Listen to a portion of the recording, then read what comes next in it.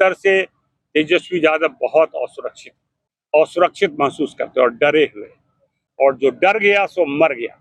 यदि डर के राजनीति करेंगे तो राजनीति में कभी सफल नहीं होंगे। यदि पप्पू यादव मंच पर चढ़ जाते तो उनका क्या बिगड़ जाता, कन्हैया कुमार मंच पर चढ़ जाते तो उनका क्या घट जाता, क्योंकि इन दोनों की क्षमता तेजस्वी से ज्यादा है, इसलिए उन्हें मंच पर जाने से रोका गया। ये दुखद है, ये चिंताजनक है, वो इसलिए मैं इसकी निंदा करता हूं। किशनगंज स्थित माता गुजरी मेडिकल कॉलेज को लेकर के प्रशांत किशोर का बहुत गंभीर आरोप लगा है। तो बीजेपी प्रमुख है, उन्हीं के दिलीप जायसवाल के ऊपर लगा हुआ है। वो आरोप लगाने से नहीं होगा, उसको साबित करना पड़ेगा। यदि प्रबंध समिति का जो निर्णय है वो किस परिस्थितियों में निर्णय हुआ है, वो कई बार इसके जांच हो चुके हैं, लोग कोर्ट भी जा चुके हैं, इसलिए किसी के कहने से नहीं होगा।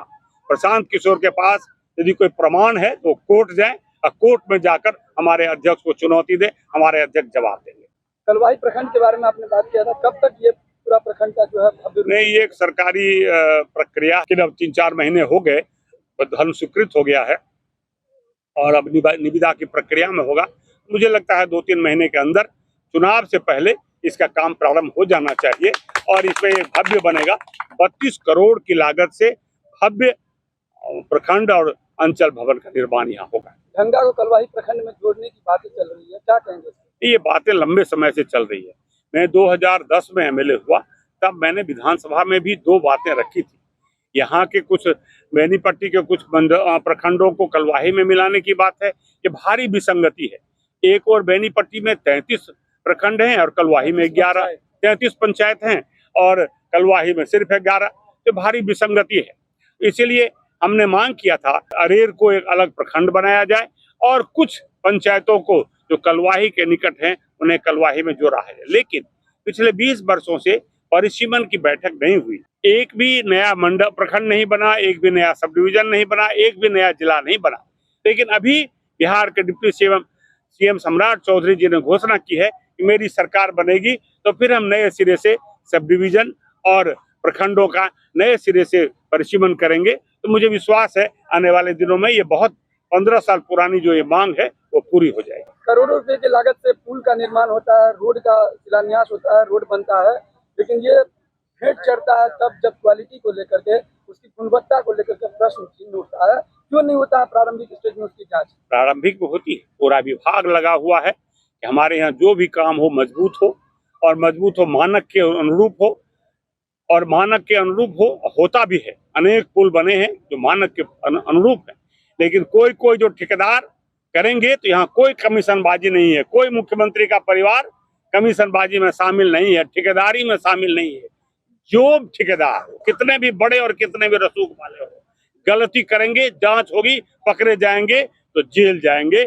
और इसलिए इसकी चिंता केवल उजागर करने की जरूरत है, जांच कराने की जरूरत। बिहार सरकार के पूर्व मंत्री सब बीजेपी विधायक विनोद नारायण झा ने बेनीपट्टी विधानसभा क्षेत्र अंतर्गत कलवाही प्रखंड के हरिपुर दक्षिण पंचायत स्थित डिस्टोल में कन्हैया मिश्र के निवास स्थान से श्याम झा के निवास स्थान तक पीसीसी सड़क निर्माण कार्य का किया शुभारंभ। पीसीसी सड़क निर्माण मुख्यमंत्री क्षेत्र विकास योजना अंतर्गत विधायक अच्छी कोष द्वारा 7 लाख रुपए की प्राकृत राशि से कराई गई है। उद्घाटन करने पहुंचे बेनीपट्टी विधायक को उपस्थित ग्रामीणों ने मिथिला के परंपरा अनुसार पाग दुपट्टा देकर किया सम्मानित। इस मौके पर आयोजित कार्यक्रम की अध्यक्षता प्रखंड विस्तृतीय अध्यक्ष और पश्चिमी भाजपा मंडल अध्यक्ष शशि कुमार शाह ने की। संचालन पूर्वी भाजपा मंडल अध्यक्ष मुकेश कुमार सिंह ने किया।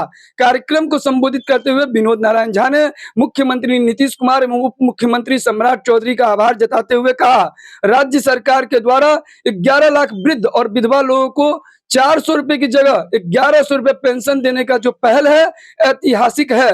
वहीं इस दौरान बेनीपट्टी विधायक विनोद नारायण झा ने प्रेस प्रतिनिधियों से वार्ता करते हुए विपक्ष पर निशाना साधते हुए कहा कि बूढ़ा बाल साफ करो का नारा देकर उन्होंने फिर अपनी नीयत जाहिर कर दी है।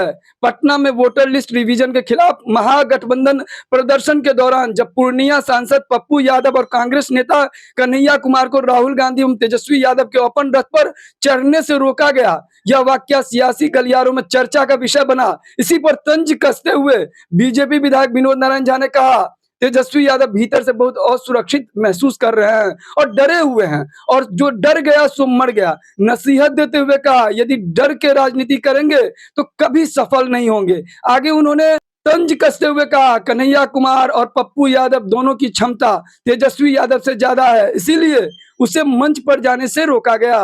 वहीं बीजेपी चीफ दिलीप जायसवाल पर लगे आरोप को सिरे से खारिज करते हुए बताया कि उनके ऊपर जो किशनगंज मेडिकल कॉलेज अवैध रूप से जो कब्जे करने का जो मामला है, ये बिल्कुल निराधार है। कहा, प्रशांत किशोर के पास यदि कोई प्रमाण है तो कोर्ट में जाकर बीजेपी अध्यक्ष को चुनौती दे, वो जरूर जवाब देंगे। आगे उन्होंने कहा, विकास की रोशनी हर गांव हर टोले तक पहुंचाने का हमारा मुहिम है और एनडीए की सरकार में महिला सशक्तिकरण को लेकर व्यापक कार्य हो रहा है, और जिसके परिणाम स्वरूप बीपीएससी की नौकरियों में अब 35% आरक्षण बिहार की बेटियों को मिलेगा।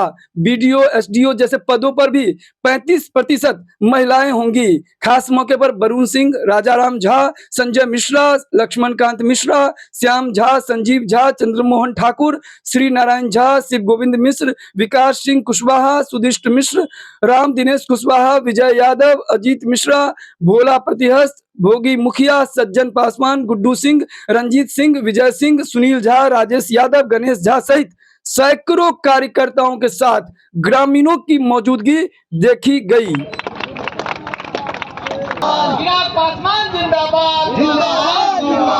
आज मेरे लिए बहुत प्रसन्नता का विषय है। बेनीपट्टी विधानसभा क्षेत्र के कलवाही प्रखंड के हरिपुर दक्षिण पंचायत के डी टोल में मेरे विधायक कोष से बहुत ही महत्वपूर्ण सड़क, छोटी सी सड़क है, आवश्यक थी क्योंकि वो सड़क का स्वरूप नहीं ले पाया था, तो उसका निर्माण मेरे विधायक कोष से हुआ है। इसका आज मैंने विधिवत उद्घाटन किया है। ये 7 लाख की लागत से हुआ है।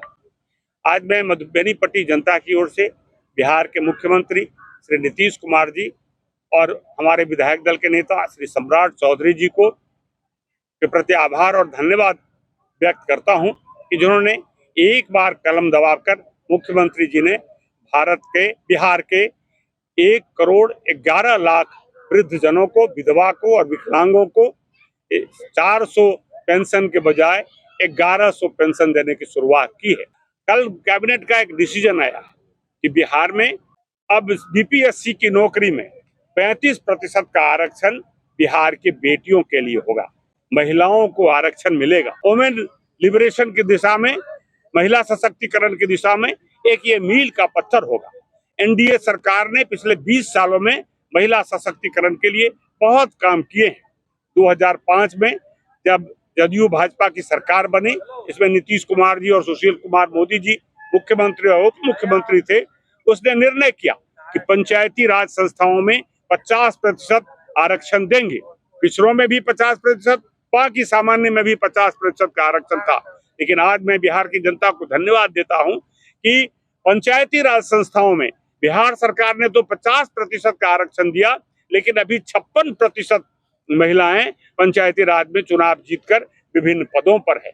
लेकिन उन लोगों से मैं पूछना चाहता हूं, विशेषकर तेजस्वी यादव नेता प्रतिपक्ष से, उन्होंने फिर परसों के जो बंदी में एक जिन निकालने का कोशिश किया है, भूरा बाल साफ करो से लेकर और जाति को उभारने का काम शुरू किया है, ये बहुत ही निंदनीय है। मैं उनसे पूछना चाहता हूँ कि अपने माता पिता से पूछे कि क्या 15 वर्षों के उनके शासनकाल में एक भी किसी को आरक्षण मिला क्या एक भी अति पिछड़ा और दलित को मुखिया, सरपंच, पंचायत समिति, जिला परिषद में आरक्षण मिला क्या? हाँ, आरक्षण मिला 5 सालों में। वो 15 सालों में उनके परिवार को मिला। लालू जी हटे तो उनकी पत्नी मुख्यमंत्री हुई। आज बेटा डिप्टी सीएम होने के बाद अब नेता प्रतिपक्ष है। पत्नी राबड़ी जी विधान परिषद में नेता प्रतिपक्ष है। एक परिवार का पार्टी खड़ा किया।